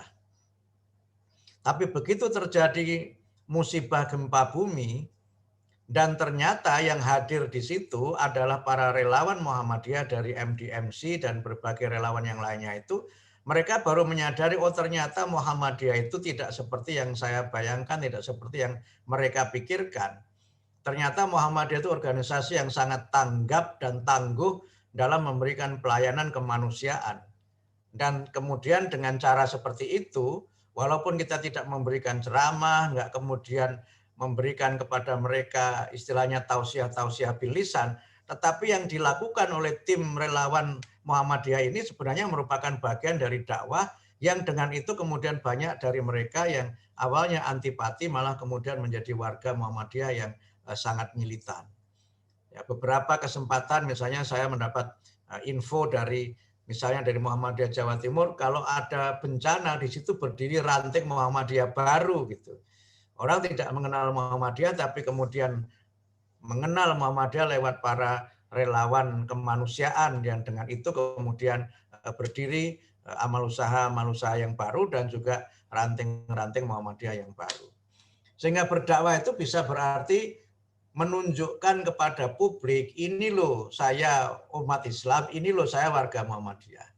Keluarga-keluarga yang sakinah, keluarga yang bahagia, yang anaknya itu sukses berhasil, itu dakwah. Rumah-rumah warga Muhammadiyah yang senantiasa bersih, rumah-rumah yang teduh, yang sejuk, itu juga menjadi bagian dari berdakwah. Sehingga karena itu, maka di dalam kita ini berdakwah di era milenial, era digital ini, memang kita harus kemudian lebih banyak memberikan contoh, memberikan satu bukti tanpa harus banyak kemudian ceramah-ceramah yang kadang-kadang juga malah menimbulkan rasa tidak suka dari kelompok tertentu. Apalagi kalau ceramahnya lama gitu, jamaahnya cuma 2, speakernya bantere rakaruhan. Itu kan tidak lagi menjadi pilihan-pilihan, malah kadang-kadang sampai diatur dengan regulasi-regulasi tertentu. Tetapi kalau dakwah-dakwah seperti ini itu kan sangat efektif, sangat efektif. Dan kalau kita kembali kepada keteladanan Kiai Haji Ahmad Dahlan, beliau itu kan dalam berdakwah juga sangat inklusif kan. Beliau berdakwah dengan siapa saja, bersahabat dengan siapa saja. Dengan kalangan elit di Jogja juga beliau bisa bergaul, dengan kalangan misalnya elit dari kalangan misalnya Belanda atau orang asing juga bisa bergaul, dengan rakyat jelata, kaum duafa, bahkan dengan kaum kiri sekalipun Kiai Haji Ahmad Dahlan juga bisa bergaul. Karena mereka itu bagian dari subjek dan bagian dari objek dakwah, sehingga jangan kita ini dalam berdakwah terlalu fokus pada kelompok tertentu dan mengabaikan kelompok-kelompok yang lainnya. Karena fokus pada kelompok tertentu dan kelompok yang lain tidak ada yang menggarap itu justru kadang-kadang malah kemudian mereka menjadi objek dakwah dari agama-agama tertentu atau kelompok-kelompok tertentu. Sehingga karena itu maka menutup ceramah saya ini, sudah hampir 1 jam saya ceramah, kita memang di dalam berdakwah yang tangguh itu harus bergerak bersama-sama, harus melihat bagaimana perubahan yang terjadi, dan kemudian kita memang beradaptasi dengan perubahan itu. Nah, dakwah yang adaptif itu dalam istilah lain sering disebut dengan dakwah yang agile. Agile itu artinya tangguh, terengginas, tangkas. Gitu. Sehingga kita memang perlu memiliki dai-dai yang agile, yang dimanapun dia berada, dia bisa tumbuh menjadi individu atau menjadi komunitas yang bisa mempengaruhi komunitas yang lain. Dia menjadi agent of change, menjadi agen perubahan, walaupun mungkin perubahan itu sesuatu yang sangat sederhana, tetapi sesuatu yang sangat bermanfaat. Nah, perubahan besar itu kan terjadi dari perubahan yang sangat kecil. Dan perubahan yang sangat kecil itu bisa jadi dari perubahan yang memang tidak terlihat, yaitu perubahan mindset atau perubahan pola pikir. Nah, disinilah kemudian kenapa di dalam kita ini berdakwah seringkali disebutkan Muhammadiyah berdakwah untuk mencerahkan. Itu kan membuat manusia dari tidak tahu menjadi tahu, dari salah menjadi benar, dari tidak baik menjadi baik, dari terbelakang menjadi berkemajuan. Sehingga dakwah kita ini perlu terorganisasi dan tidak boleh tertumpu pada satu orang saja, tidak boleh tertumpu pada satu bidang saja, tapi memang harus berbagai bidang yang melibatkan banyak sekali dai-dai atau aktor-aktor yang bisa menyampaikan, menghadirkan Islam sebagai rahmatan lil alamin. Sehingga hadis Nabi yang masyhur yang sering kita baca itu, balighu anni walau ayah, sampaikanlah dariku walau 1 ayat, menurut saya artinya bisa berarti bagaimana kita ini bisa membuktikan kebenaran Islam, kebenaran ajaran Al-Quran itu, walaupun 1 ayat dari ajaran Quran itu. Misalnya tentang tradisi tepat waktu atau budaya tepat waktu, kemudian budaya tertib, kemudian perilaku jujur, perilaku santun, itu bisa kita buktikan, itu merupakan bagian dakwah yang sangat bermakna, dan dengan cara seperti itu bisa kita lihat bagaimana Muhammadiyah ini bisa bertahan sampai 1 abad, bahkan kemudian melewati abad kedua ini dengan berbagai amal usaha yang semakin berkembang. Saya kira demikian yang dapat kami sampaikan. Mohon maaf jika ada kekurangan, sementara saya akhiri. Nasrul minallah wa fathun qarib abasyiril mu'minin. Wassalamualaikum warahmatullahi wabarakatuh. Baik, terima kasih kami sampaikan kepada Prof. Abdul Mu'ti yang telah menyampaikan begitu banyak masukan kepada kita semua berkaitan dengan secara umum dasarnya adalah dakwah bil hikmah yang tadi diartikan dalam berbagai aspek ya, bagaimana kemudian Muhammadiyah juga melihat itu yang kemudian diimplementasikan dalam berbagai aspek dakwah, tidak hanya berdakwah secara ceramah begitu, tapi juga benar-benar nyata, tadi contohkan dengan kegiatan kemanusiaan dan juga dakwah yang dikaitkan dengan era digital, di mana saat ini ya kita semua waktunya habis untuk berinteraksi dengan gadget, sehingga dakwah-dakwah virtual digital itu menjadi sangat bersentuhan langsung dengan manusia begitu. Baik, selanjutnya sesi diskusi. Kami berikan kesempatan untuk para hadirin untuk bisa menyampaikan baik pertanyaan ataupun juga diskusi terkait dengan kajian kita malam hari ini. Nanti akan ada voucher pulsa untuk penanya begitu. Nanti akan dihubungi oleh panitia. Baik, monggo. Kami persilahkan.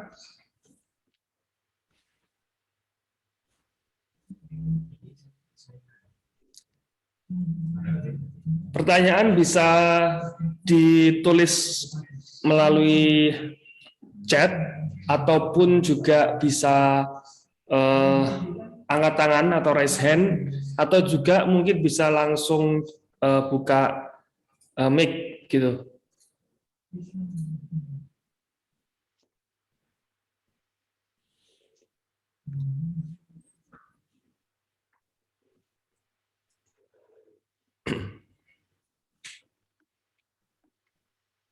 Sepertinya nggak ada pertanyaan, jadi bisa diakhiri Mas Hendra.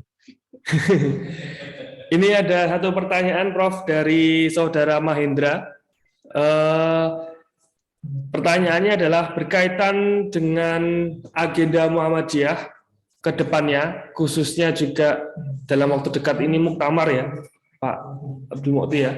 Itu berkaitan dengan ya dakwah yang kemudian kaitannya dengan tangguh dan adaptif, itu wacana atau perkembangannya seperti apa, dan ya rencana Muhammadiyah ke depan khususnya terkait dengan muktamar untuk istilahnya tanggap terhadap perkembangan dan tantangan zaman itu seperti apa?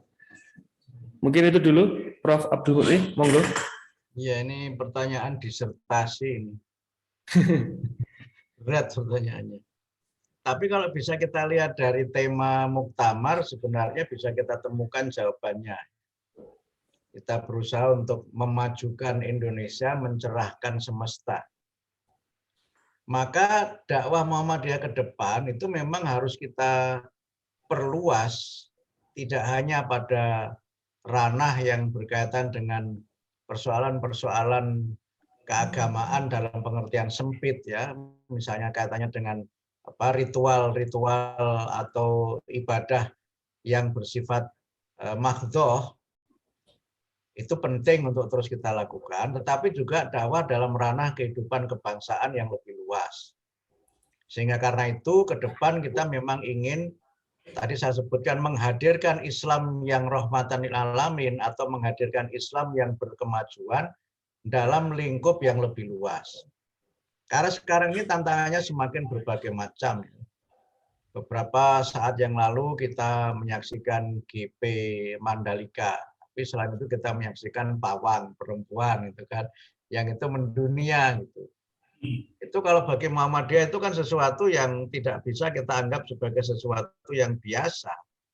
Bahkan hari ini saya menerima WA dari grup-grup di Muhammadiyah, bagaimana ada pernyataan dari IG atau Twitternya di Kemendikbud itu yang seperti membenarkan pawang itu. Katanya ada gelombang theta yang dalam otak manusia yang itu kemudian bisa mengarahkan awan supaya bisa bergeser gitu. Nah, itu kan sepertinya ilmiah ya. Tapi kemudian ketika saya tanya seorang kawan yang ahli, ternyata gelombang theta itu kan gelombang yang ada di otak kita ini yang kaitannya dengan bagaimana kita dengan gelombang itu punya semangat belajar, punya imajinasi, punya cita-cita, dan punya berbagai hal yang sifatnya imajinatif. Dan biasanya gelombang theta juga dikaitkan dengan mimpi-mimpi gitu. Makanya ketika dikaitkan pawang katanya gelombang theta, berarti mimpi kali ya bisa menggeser awan itu supaya tidak membuat hujan di arena balap. Tapi kan orang menampilkan yang seperti ini ke ranah publik, bahkan kemudian diberi pertanyaan di dalam statement itu, misalnya coba sebut, jadi menyebutkan pawang ini adalah bagian dari warisan budaya Indonesia. Sebutkan warisan budaya ini kita temukan dalam bentuk-bentuk yang memang sepertinya canggih, tapi sesungguhnya itu kembali kepada era yang disebut sebagai era mistisisme ya. Kalau kita ikuti teorinya August Comte tentang tahapan-tahapan dalam perkembangan pemikiran manusia menyangkut relasi manusia dengan alam semesta itu. Nah, berbagai hal yang ke depan bisa kita lihat juga bagaimana kita melihat berbagai persoalan itu tidak sekedar sebagai sesuatu yang kita amati, tapi apa yang ada di balik yang kita amati itu mesti ada raison d'être-nya itu yang membuat kita ini memang harus kemudian lebih berani untuk menghadirkan Islam yang berkemajuan itu di ranah kehidupan kebangsaan. Sehingga karena itu, misalnya di dalam Muktamar Muhammadiyah di Makassar 2015 itu kan ada pesan supaya kita ini lebih aktif dalam proses-proses legislasi. Ketika sebuah undang-undang atau rancangan undang-undang sedang disusun, itu kita harus aktif memberikan masukan-masukan dan juga terlibat dalam berbagai diskusi agar penyusunan dari rancangan undang-undang itu dapat dalam beberapa hal itu sejalan dengan apa yang menjadi visi dan ideologi Muhammadiyah. Misalnya sekarang sedang digodok beberapa rancangan undang-undang termasuk Undang-Undang Sistem Pendidikan Nasional. Itu kita jangan diam saja. Kita harus proaktif lihat apa yang ada di dalam materi rancangan undang-undang itu, katanya dengan dakwah, katanya dengan ulang, katanya penyelenggaraan pendidikan. Misalnya kalau kita lihat di rancangan undang-undang itu tidak ada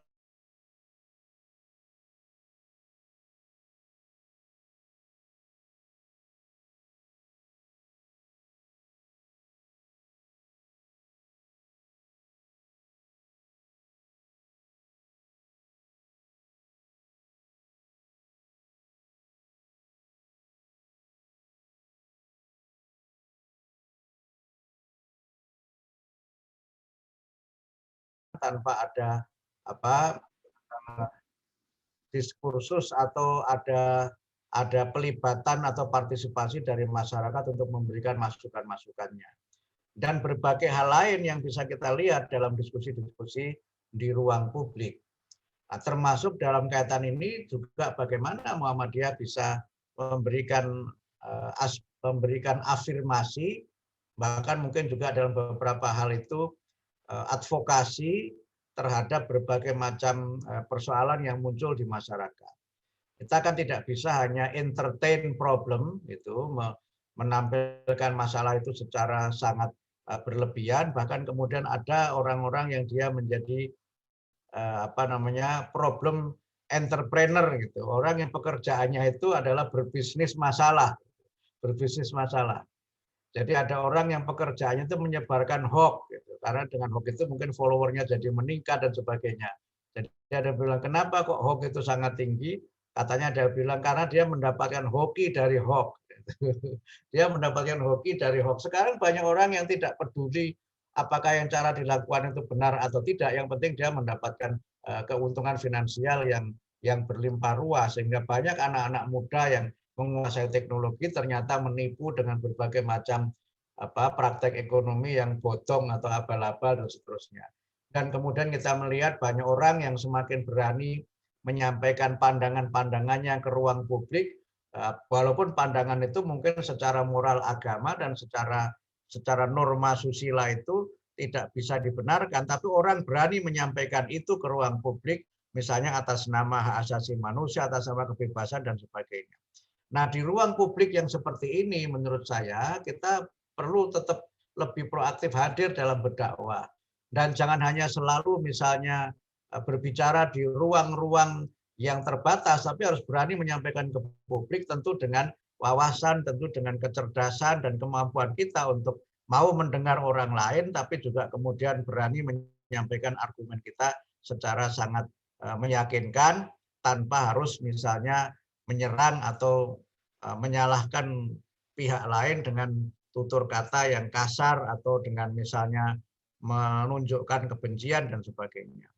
Nah, ke depan itu perang-perang opini di media itu akan semakin kuat terjadi. Dan kalau kemudian kita tidak mampu untuk mewarnainya, kita mungkin hanya menjadi kelompok yang sangat reaktif tetapi tidak ada alternatif. Kita mungkin hanya condemning gitu, hanya menghujat-hujat, menyalah-nyalahkan, tapi kemudian tidak ada apa yang bisa kita sampaikan untuk berdebat secara rasional dan berdebat yang memang dilandasi oleh semangat untuk mencari kebenaran, bukan untuk sekedar mencari pembenaran. Nah, ini ke depan ini sangat kita perlukan. Dan karena itu menurut saya memang konten knowledge kita mengenai berbagai macam persoalan publik itu harus kita perbanyak.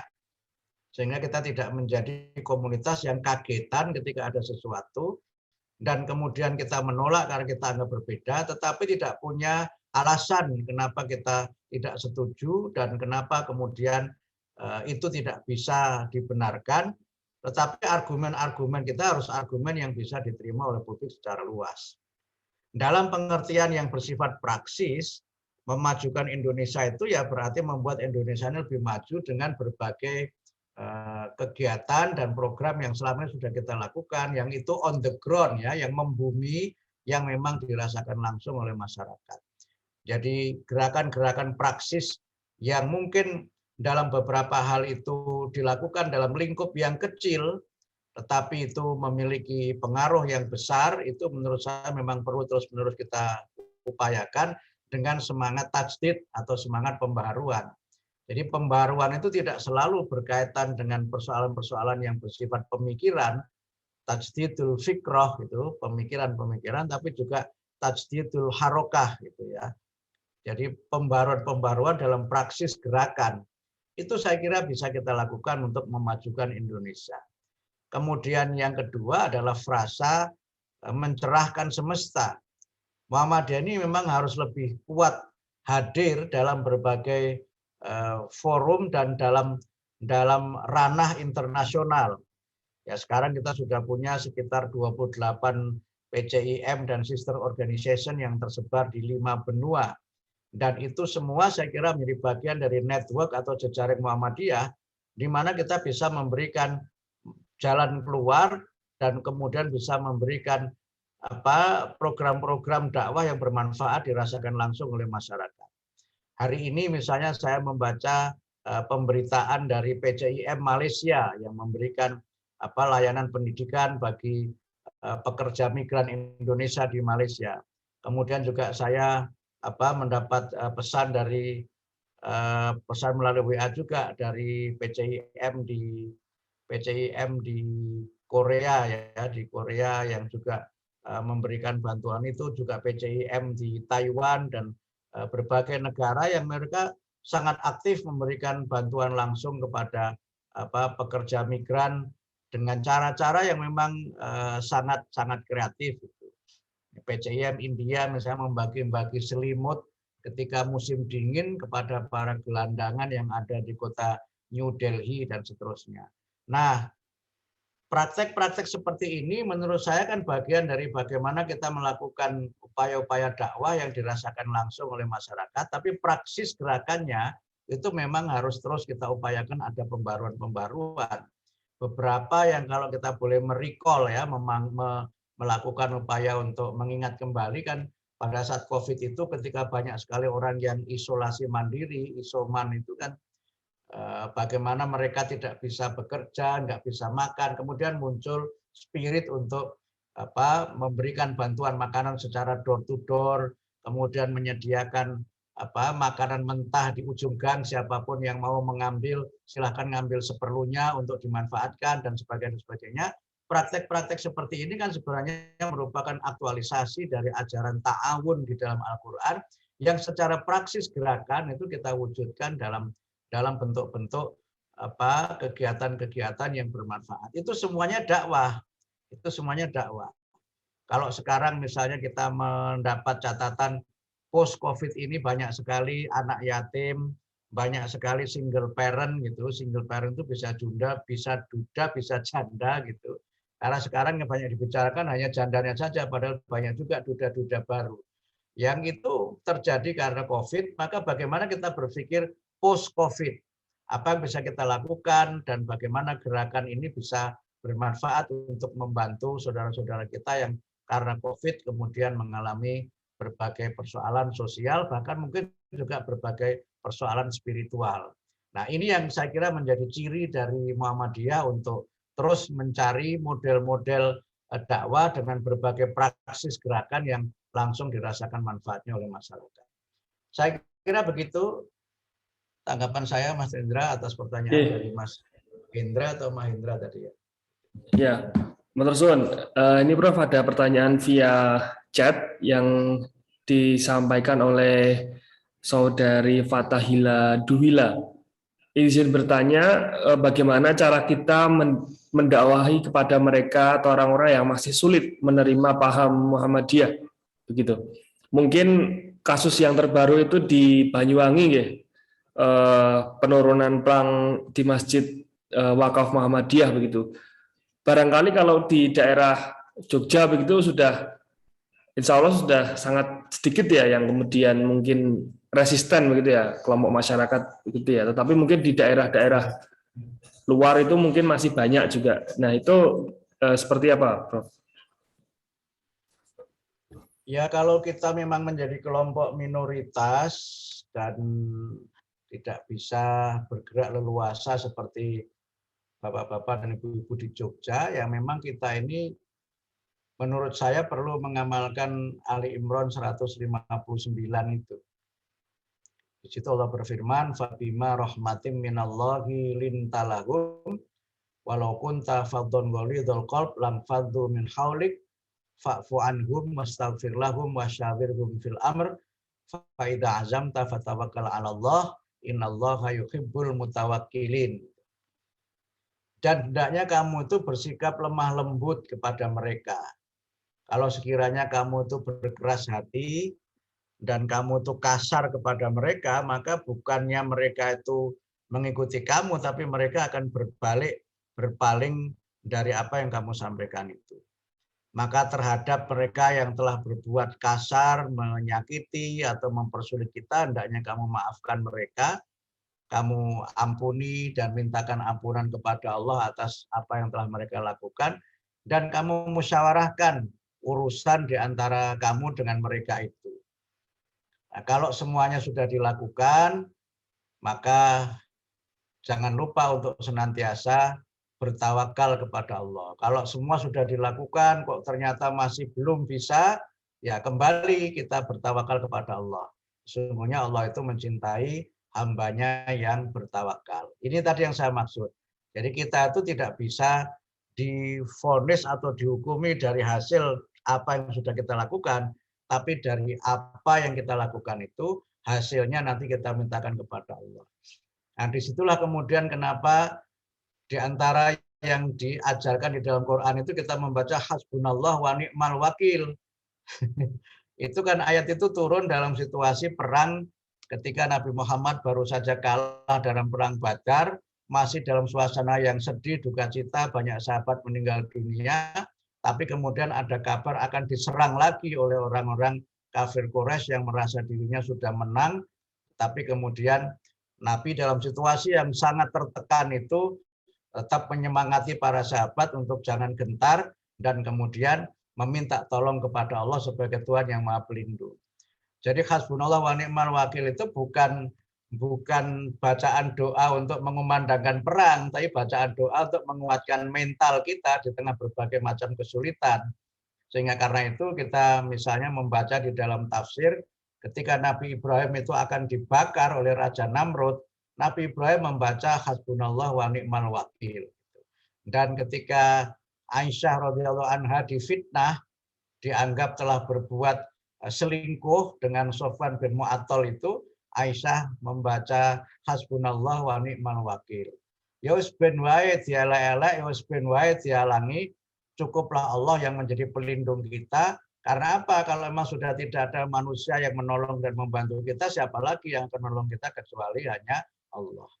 Sehingga karena itu maka terhadap kasus di Banyuwangi itu kita akan memproses secara hukum, kemudian musyawarah sudah ditempuh, tapi memang ada masalah baru lagi. Kemarin ada lagi sekelompok masyarakat yang kemudian memasang papan nama di sebelah papan nama yang sudah dipasang oleh Muhammadiyah di Tampo itu, mengatakan masjid ini masjid umum, tidak untuk Muhammadiyah, ini wakaf dan sebagainya, tapi Muhammadiyah tetap berada pada sikapnya yang sesuai dengan tuntunan Al-Quran dan Sunnah Rasulullah untuk bersabar dengan semuanya itu, dan kemudian menghindari terjadinya konflik, apalagi kemudian sampai terjadinya misalnya kekerasan dengan berbagai elemen kelompok masyarakat yang lainnya.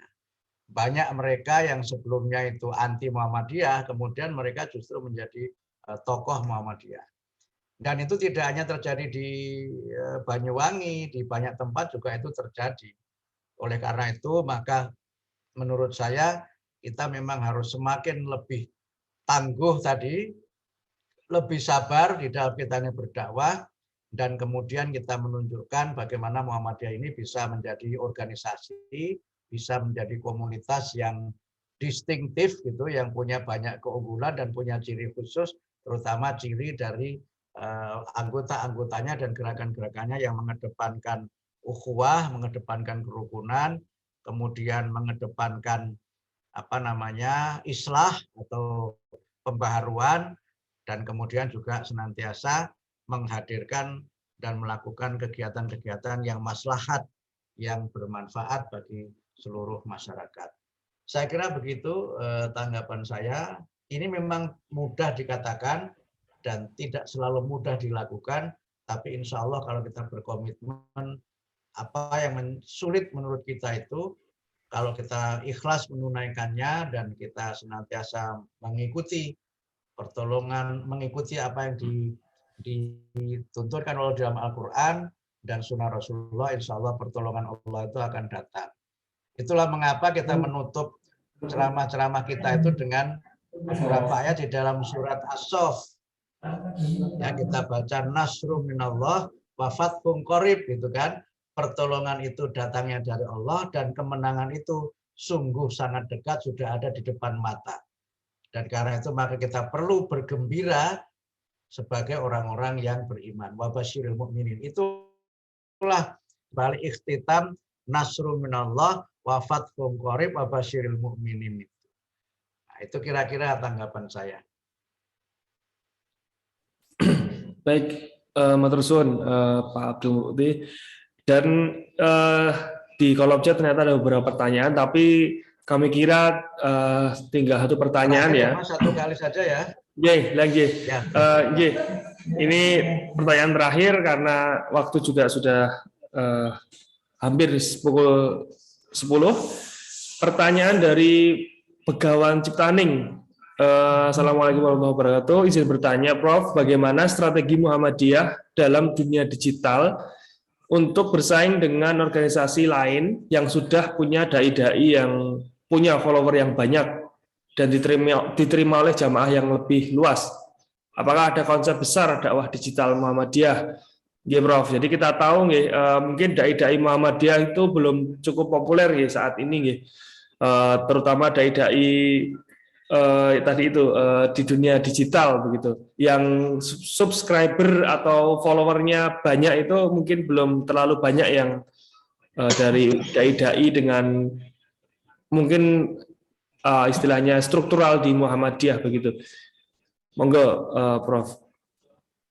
Baik, yang pertama memang kita ini masih lemah ya dalam kaitannya dengan dakwah digital itu. Ya banyak tokoh di Muhammadiyah ini tidak punya akun-akun dakwah yang rutin dikelola. Termasuk saya juga tidak punya itu. Ya kalau ada ceramah-ceramah saya itu ya mungkin dari acara seperti ini nanti di YouTube-kan gitu. Dan YouTube-nya kadang-kadang nggak diedit, blondong saja gitu. Itu menurut saya memang perlu ada yang menekuni secara khusus. Kemudian yang kedua, kita memang perlu berjejaring. Yang seringkali saya lihat itu, Muhammadiyah ini kan sangat besar ya dari sisi misalnya jumlah website yang ada di pimpinan persyarikatan maupun yang ada di amal-amal usaha Muhammadiyah, tapi semuanya berdiri sendiri, tidak menjadi satu sindikasi atau satu jaringan tadi. Saya membayangkan kalau kemudian misalnya ada website PP dan itu kemudian dikonekkan dengan semua yang ada di lingkungan persyarikatan, baik di struktur persyarikatan maupun di amal usaha, saya kira itu akan menjadi sangat populer. Nah, kalau tidak ada ya memang itu akan menjadi sangat terbatas penyebarannya. Nah, bayangkan misalnya ya ceramah-ceramah, Ustadz Muhammadiyah itu kan banyak ceramah yang bagus ya. Dan ceramah yang bagus dan menarik itu kan tidak selalu yang lucu sebenarnya. Banyak penceramah yang tidak lucu atau ceramahnya serius itu juga laku karena dia punya channel, punya tim. Itu bahkan sampai punya IO itu. Saya perhatikan ya beberapa yang punya itu memang dia tidak sendiri, bahkan ada tim kreatif, ada konten kreator, ada tim yang memang dia secara khusus membantu suplai materi, kemudian mengolahnya dalam bentuk tayangan yang menarik, menyebarkannya lewat berbagai macam channel, gitu harus ada yang menekuni itu. Kalau kita pakai dengan pola-pola konvensional seperti ini, memang itu tidak akan bisa berkembang. Nah, yang ketiga itu, mohon maaf, sebagian warga persyarikatan ini tidak militan terhadap ceramah para tokohnya. Jadi lebih sering yang di-share di grup-grup itu justru ceramah dari para dai atau para mubalik yang bukan dari kalangan Muhammadiyah, gitu kan? Dan itu saya kira menjadi sebuah realitas yang kalau saya perhatikan di teman-teman di ormas yang lain tidak demikian halnya. Gitu. Mereka berusaha untuk bagaimana bisa, kalau itu Twitter ya bisa retweet kemudian menyebarkannya dengan seluas-luasnya. Kalau itu misalnya IG juga begitu, disebarkan seluas-luasnya, bahkan ada militansi untuk dia itu subscribe and follow. Nah, kita itu kadang-kadang jangankan kok subscribe and follow, itu misalnya view saja, menonton saja juga tidak. Gitu. Nah, bayangkan kalau ini bisa kita lakukan dengan semangat militansi itu, saya kira kok itu bisa menjadi bagian dari jalan keluar bagaimana agar Muhammadiyah ini bisa semakin kuat dalam dakwah digitalnya itu. Nah, kemudian yang keempat, memang sebagian kita ini rata-rata cenderung terlalu menunggu dari apa yang dilakukan oleh PP atau oleh PWM atau oleh PDM, dan menurut saya masih terbatas kreativitas untuk mengembangkan berbagai konten dakwah yang dikemas dengan cara-cara yang kreatif. Itu ada kelompok-kelompok tertentu yang dia itu oleh pemerintah dinyatakan organisasi yang terlarang, tapi dia itu aktif sekali membuat konten-konten yang ujung-ujungnya itu adalah mendorong pemirsanya itu untuk ikut paham mereka. Dia misalnya bicara mengenai kopi, sejarah kopi, bagaimana bergaya kopi menjadi gaya hidup, kemudian bagaimana orang berubah dari gaya hidup itu, kemudian bagaimana solusinya. Itu ada itu kita temukan, atau berbagai hal lain yang dia secara kreatif memang membuat konten-konten yang itu dikembangkan sebagai bagian dari cara mereka untuk melakukan berbagai propaganda supaya paham keagamaannya diikuti oleh masyarakat. Nah, kita ini kekurangan konten-konten kreator dan juga cenderung pasif menunggu. Nah, disinilah menurut saya kreativitas untuk kita mengembangkan konten-konten itu memang menjadi tantangan tersendiri, dan itu bisa kan. Saya lihat AMM Piungan ini kan cukup aktif di media sosialnya. Banyak dokumen manhaj Muhammadiyah ya, mulai dari masalah 5, khitoh kepribadian, apalagi misalnya pedoman hidup Islami warga Muhammadiyah itu, kalau kita bisa kemas menjadi konten-konten dakwah, itu kan bisa kita buat berbagai video, kita buat berbagai flyer atau quote gitu, pendek-pendek yang kita kirimkan tiap hari secara rutin, dan kemudian di-share dengan model sindikasi yang tadi saya sampaikan itu. Nah, inilah yang menurut saya memang perlu menjadi agenda kita bersama, dan untuk melakukannya ya mulai dari diri sendiri, mulai dari hal yang sederhana yang mudah dilakukan, dan lakukan secara konsisten, secara terus-menerus. Saya kira demikian, Mas. Mudah-mudahan bermanfaat, dan saya kira karena waktu ya, saya mohon pamit. Mudah-mudahan yang saya sampaikan bermanfaat. Mohon maaf jika ada kekurangan dan hal-hal yang tidak bermanfaat. Saya akhiri sekali lagi. Billahi fisabilil haq fastabiqul khairat. Penutupnya NA albirru manittaqo. Penutupnya IMM nun wal qalam wa mayasturun. Wassalamualaikum warahmatullahi wabarakatuh. Waalaikumsalam warahmatullahi wabarakatuh. Kami aturkan terima kasih kepada Prof. Abdul Mukti yang telah yang pertama tentunya meluangkan waktu untuk bersama-sama dengan para jamaah Zoom ini untuk bersama-sama kita berdiskusi mengenai gerakan dakwah kita bersama ini, khususnya untuk menciptakan gerakan yang tangguh dan beradaptasi dengan tantangan zaman ya. Tadi sudah disinggung mengenai berbagai permasalahan yang kita alami, bahwa ya dakwah di era digital ini juga penuh tantangan. Ternyata dakwah Muhammadiyah juga masih belum diterima juga, ada beberapa wilayah yang belum mau menerima dakwah Muhammadiyah juga. Dan tentunya ada tantangan Muhammadiyah di era kekinian, yaitu tahun ini insya Allah kita akan bersama-sama melaksanakan muktamar ke Muhammadiyah di Surakarta di akhir tahun ya, bulan November. Baik, sebelum menutup acara pada malam hari ini, kami sampaikan bahwasanya kami mengulang apa yang disampaikan oleh Ketua AMM Piungan, bahwasanya Muhammadiyah Piungan sedang memiliki hajat besar, yaitu membuat atau membangun gedung dakwah Muhammadiyah.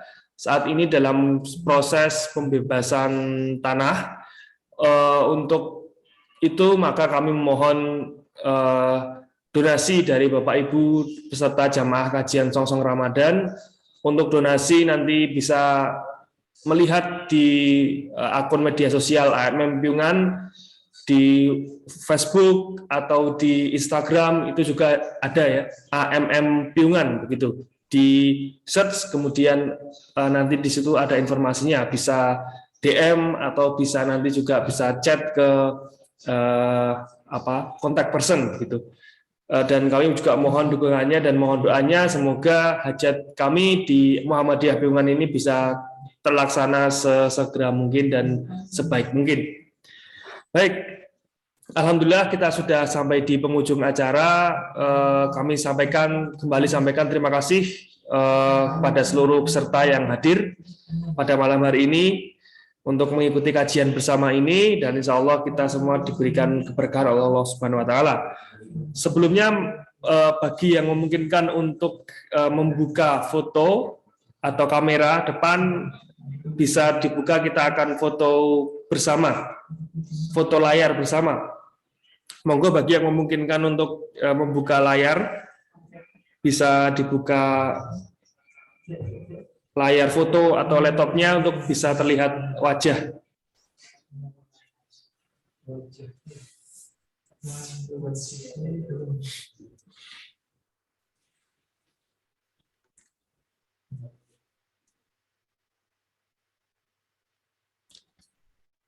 Monggo saya tunggu sebentar lagi yang memungkinkan untuk membuka layar HP atau laptop, monggo silahkan sambil mungkin menyiapkan diri begitu. Baik, kita bisa mulai dari slide pertama. 1, 2, 3. 1, 2, 3. Slide kedua. 1, 2, 3. Baik, cukup nggih. Mas operator. Oke. Baik, terima kasih Bapak Ibu semuanya. Sebelum mengakhiri, kami sebagai moderator mengucapkan mohon maaf sebanyak-banyaknya apabila ada kesalahan dalam tutur kata maupun sikap. Semoga apa yang kita hadiri pada kesempatan malam hari ini dapat menjadi penambah ilmu buat kita semua, dan juga karena kajian ini kajian Song-Song Ramadan, kita berdoa semoga Ramadan yang insya Allah akan datang di tanggal 2 April kita diberikan kesehatan, masih diberikan kesempatan, dan masih diberikan umur panjang sehingga kita bisa bertemu kembali dengan bulan Ramadan yang sangat mulia. Terima kasih dari saya akhiri. Fastabqul khairat. Assalamualaikum warahmatullahi wabarakatuh.